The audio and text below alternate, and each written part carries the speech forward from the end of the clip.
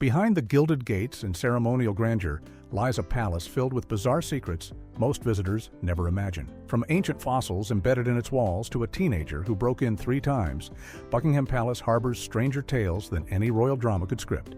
Here are 15 weird facts you didn't know about Buckingham Palace. Fact 1. Built on a failed silkworm farm. Long before Buckingham Palace became the symbol of British royalty, the land it sits on was the site of one of history's most expensive agricultural blunders. In 1609, King James I had a vision to make England independent from foreign silk imports by creating a thriving domestic silk industry. His plan was ambitious and seemingly straightforward: plant thousands of mulberry trees across the land, raise silkworms to feed on the leaves, and harvest British silk that would rival anything produced in China or Italy. The king was so confident in this venture that he ordered 10,000 mulberry trees to be planted on the site that would eventually become Buckingham Palace, along with other locations across London. There was just one catastrophic problem. Silkworms are extraordinarily picky eaters, and they will only consume leaves from white mulberry trees, scientifically known as Morus alba. King James, either through poor advice or a simple lack of research, ordered the planting of black mulberry trees instead, which belonged to the species Morus nigra. Despite the similar appearance and name, silkworms absolutely refused to eat black mulberry leaves, making every single one of those 10,000 trees completely useless for silk production. The entire investment was a spectacular failure, and the dream of a British silk empire died before it ever truly began. Some of those original mulberry trees still survive in the palace gardens today, serving as a living monument to one king's very expensive mistake. Fact 2. An ancient sewer flows beneath it.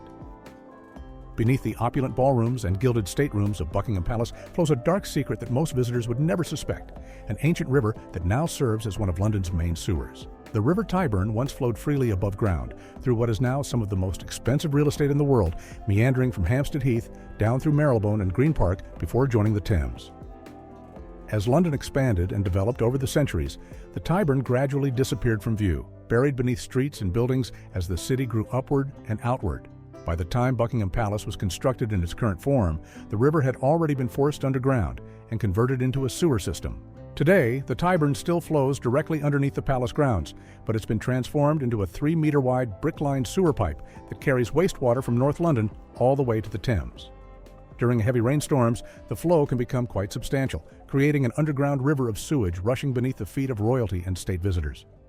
Engineers and maintenance workers occasionally need to access these tunnels for inspections and repairs, descending into the Victorian-era infrastructure that lies hidden beneath one of the world's most famous buildings. The palace itself has its own modern plumbing system, of course, but the ancient Tyburn continues its journey beneath it, a reminder that even the grandest structures are built upon layers of history, both beautiful and decidedly less glamorous. Fact 3. The walls contain 200-million-year-old fossils.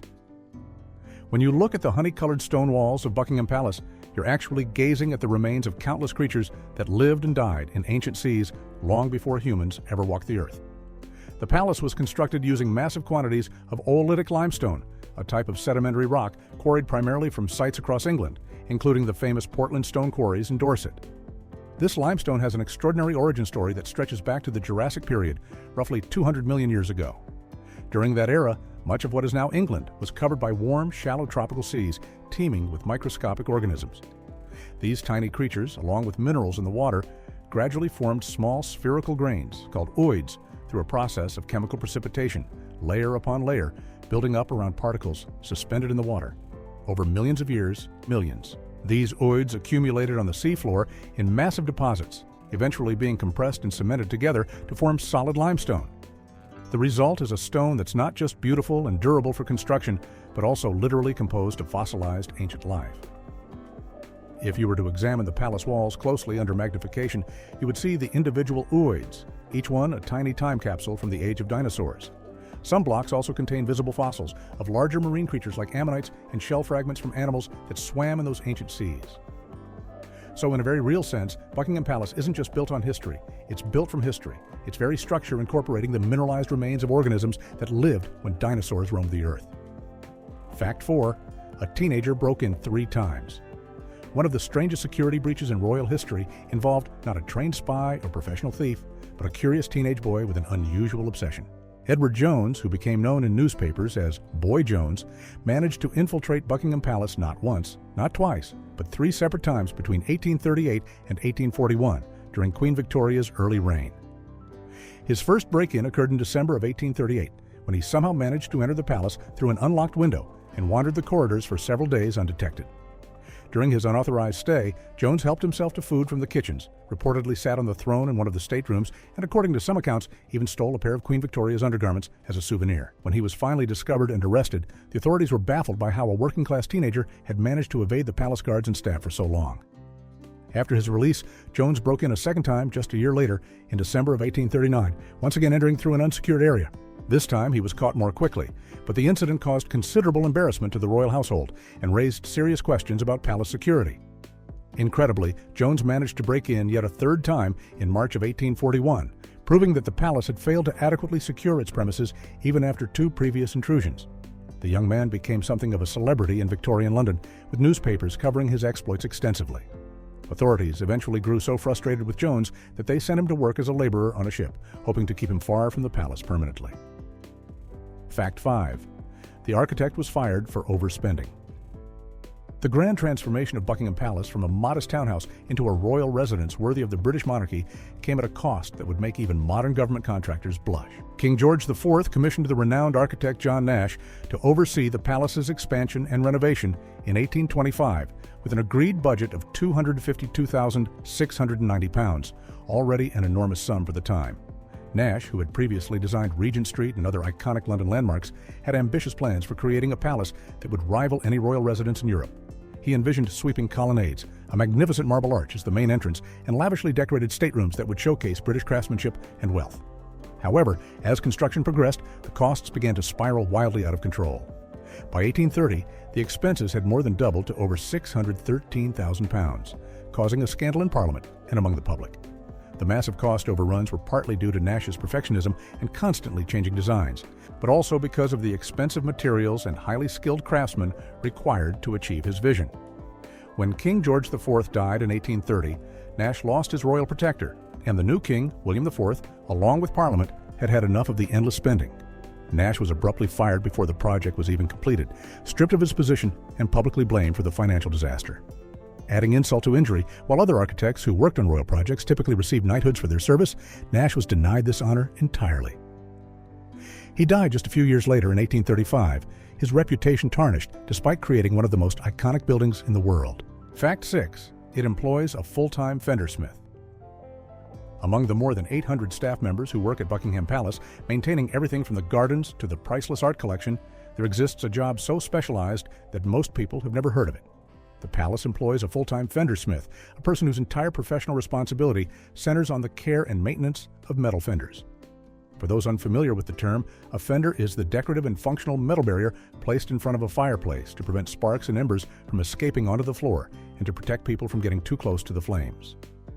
Given that Buckingham Palace contains 775 rooms, many of which feature ornate historical fireplaces dating back centuries, there are an extraordinary number of these fenders throughout the building.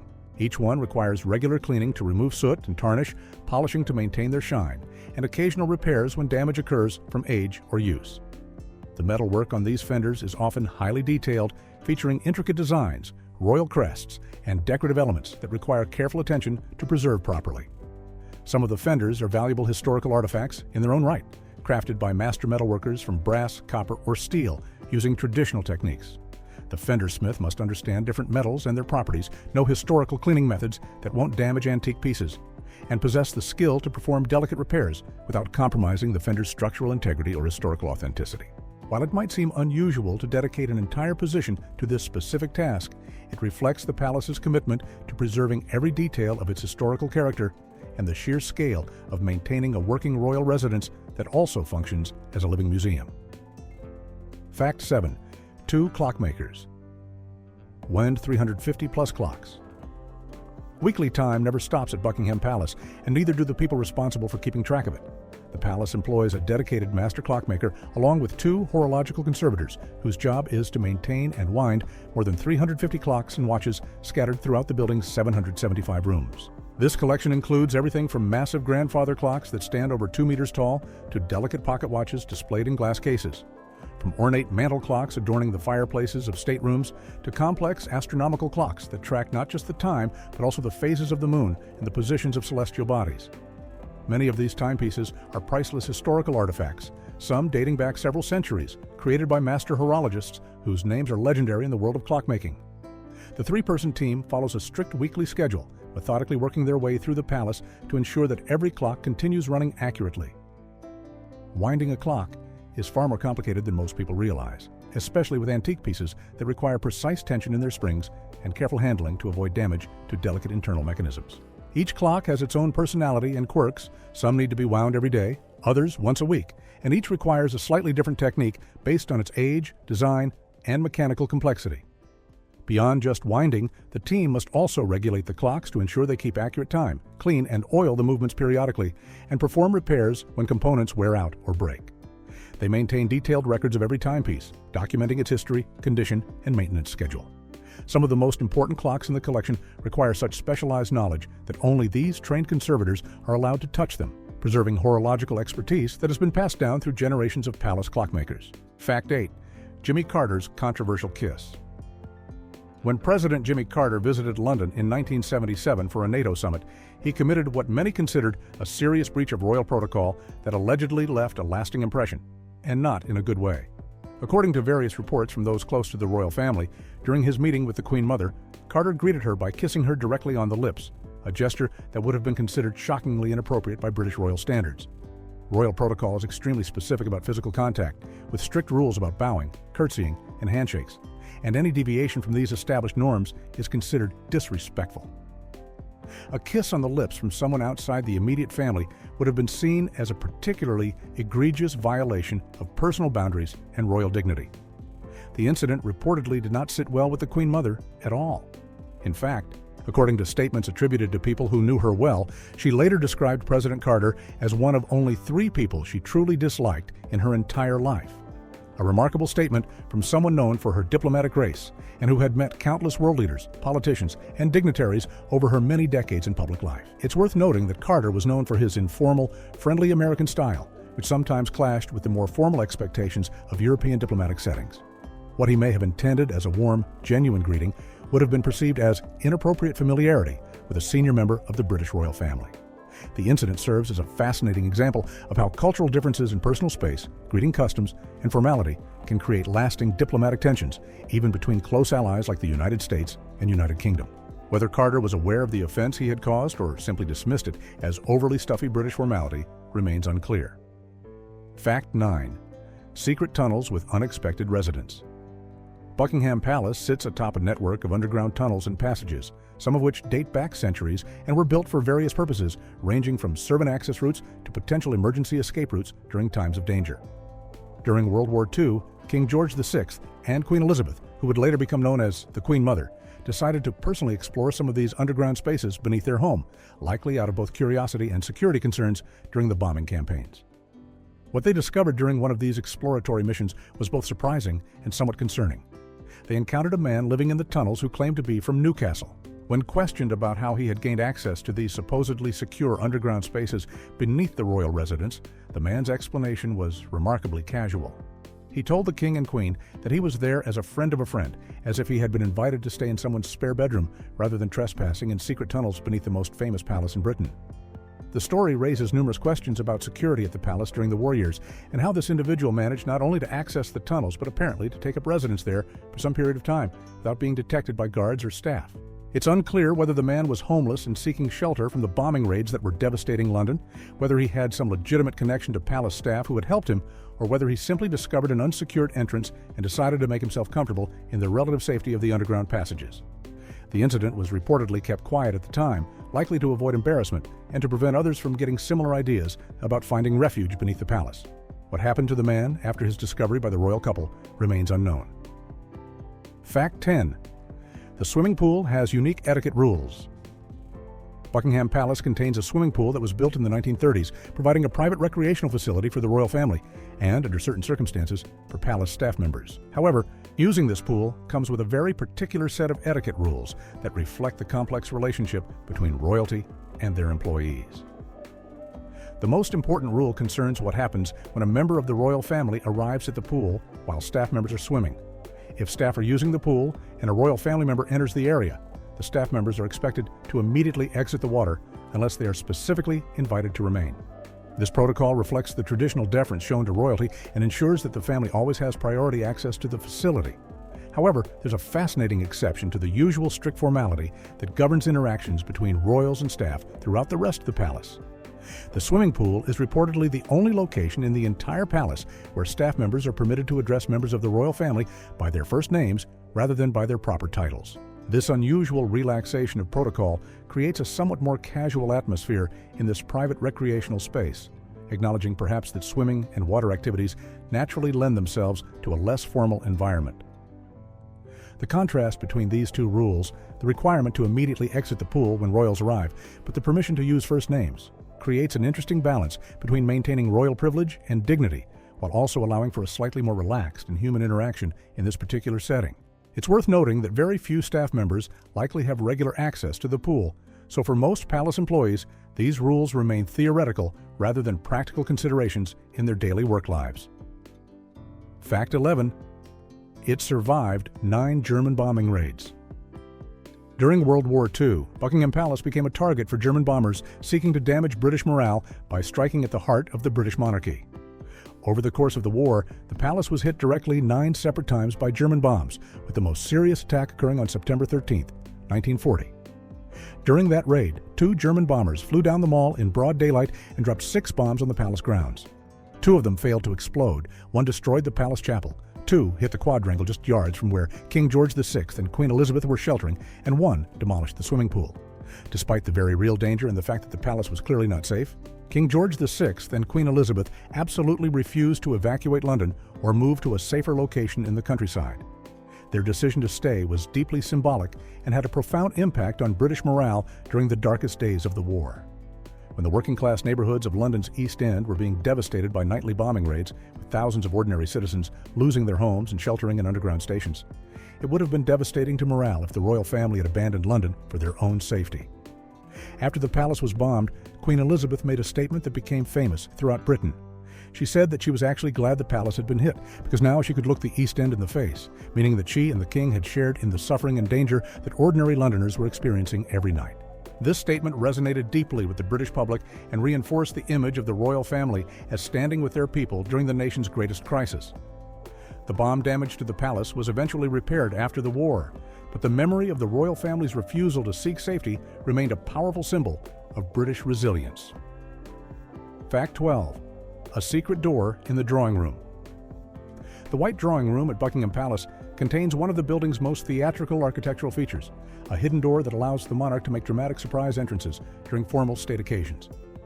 At first glance, the wall appears to be covered entirely with mirrors and elegant cabinets displaying fine china and decorative objects, creating a sense of symmetry and grandeur typical of the palace's staterooms.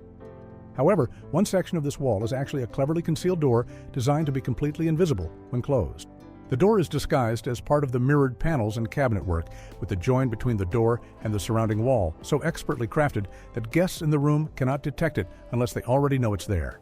The mechanism allows the door to swing open smoothly and silently, permitting the monarch to step through from the private royal apartments directly into the White Drawing Room where guests are assembled. This secret entrance serves a very specific ceremonial purpose during state visits and formal receptions.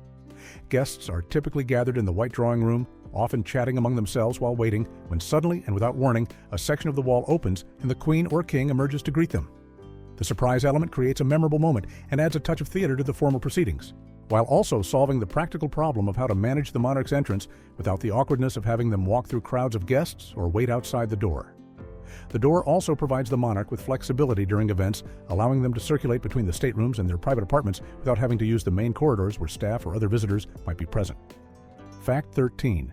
40,000 light bulbs light the palace. Keeping Buckingham Palace illuminated requires a staggering number of light bulbs, more than 40,000 of them scattered throughout the building's 775 rooms, long corridors, staircases, and grand staterooms. This massive array of lights ensures that every corner of the palace, from the smallest service closet to the grandest ballroom, can be properly lit for the building's various functions as both a working royal residence and a venue for state occasions. Managing this many light sources is no small task, as bulbs regularly burn out and need replacing, requiring a dedicated team to monitor and maintain the lighting systems throughout the vast building. The palace's relationship with electric lighting has an interesting history. In 1883, the ballroom became the very first room in Buckingham Palace to receive electric lighting, marking a significant technological advancement for the building. Prior to this, the palace relied entirely on gas lights and candles to illuminate its rooms, which was not only dimmer and less reliable, but also posed a constant fire hazard. The introduction of electricity was viewed with some skepticism and concern at the time, as the technology was still relatively new and not entirely trusted. The decision to test the electric lights first in the ballroom made sense because it was the largest entertainment space and required the brightest illumination for the elaborate balls and receptions held there. As the technology proved itself safe and effective, electric lighting gradually spread throughout the rest of the palace over the following years. Today, those 40,000 light bulbs include everything from simple standard bulbs in service areas to elaborate crystal chandeliers containing hundreds of individual lights in the staterooms, all working together to maintain the palace's role as one of the world's most important and well-lit buildings. Fact 14. It houses the National Mulberry Collection. In one of history's delightful ironies, Buckingham Palace has become the home of Britain's National Mulberry Collection, carefully maintaining more than 40 different varieties of mulberry trees in its gardens. This living collection serves as both a botanical resource and a permanent reminder of King James I's spectacularly failed attempt to create a British silk industry on this very land back in 1609. After the king's original mistake of planting 10,000 black mulberry trees instead of the white mulberries that silkworms actually eat, you might expect that all traces of that expensive failure would have been removed and forgotten. Instead, the palace has embraced this quirky historical connection and turned it into something positive and educational. The National Mulberry Collection includes not just black and white mulberry species, but also numerous cultivated varieties, hybrids, and rare specimens from around the world. Some of the trees in the garden are believed to be direct descendants of those original trees planted by King James over 400 years ago, making them living links to that historical moment when British royal ambitions exceeded botanical knowledge. The collection serves several purposes beyond its historical significance. Mulberry trees are botanically interesting, produce delicious fruit, and provide valuable habitat for wildlife in the heart of London. The Palace Gardens, which cover 40 acres, are home to numerous rare plants and trees, and the Mulberry Collection fits perfectly into this broader mission of conservation and education. Specialists from botanical gardens and universities regularly visit to study the collection, and the mulberry's presence in such a prestigious location helps raise awareness about tree conservation and horticultural history. So, what began as an extremely expensive mistake has been transformed into a celebrated feature of the palace grounds, proving that sometimes the best response to historical failures is to preserve and learn from them. Fact 15. Edward VII was the only monarch born and died there throughout the long history of British royalty. With monarchs born in castles across England, Scotland, and beyond, only one king can claim the unique distinction of both being born and dying within the walls of Buckingham Palace.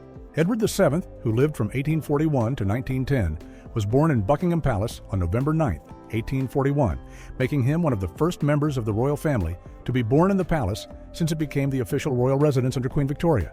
His birth there was significant because it marked the palace's transformation from simply a grand house into a true royal home where the family's most intimate moments, including births and deaths, would take place. Edward spent his entire life in and out of the palace as the Prince of Wales, waiting an extraordinarily long time to become king. He was nearly 60 years old when his mother, Queen Victoria, finally died in 1901, giving him one of the shortest reigns of any British monarch, despite living to age 68. When Edward VII became seriously ill in May of 1910 with bronchitis that developed into a series of heart attacks, he was at Buckingham Palace. He died there on May 6, 1910, completing the circle of his life in the very building where it had begun nearly 70 years earlier. This is an extremely rare occurrence in royal history, because monarchs have traditionally been born in various royal residences across the country and have often died wherever they happened to be at the time, whether at Windsor Castle, Sandringham, or other locations. The fact that Edward both entered and exited the world at Buckingham Palace gives him a unique connection to the building and represents a neat historical symmetry that no other British monarch has matched before or since. Before or since. Before or since. Before